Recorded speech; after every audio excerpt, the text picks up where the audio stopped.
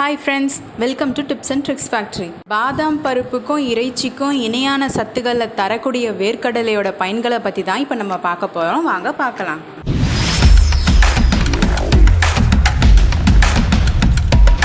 வேர்க்கடலைக்கு ஒரு நிக்நேம் இருக்குது. என்னன்னு தெரியுமா? ஏழைகளின் பாதாம். அது ஏன் அப்படி சொல்லப்படுதுன்னா, அதில் ஒரு நல்ல அளவு புரத சக்தி இருக்குது. 100 கிராம் மூல நிலக்கடையில் 1 லிட்டர் பாலுக்கு சமமான புரதம் இருக்குது. அது மட்டும் இல்லாமல் கருத்த வேர்க்கடலையில் 250 கிராம் இறைச்சியில் இருக்கிற தாதுக்களும் இருக்குது.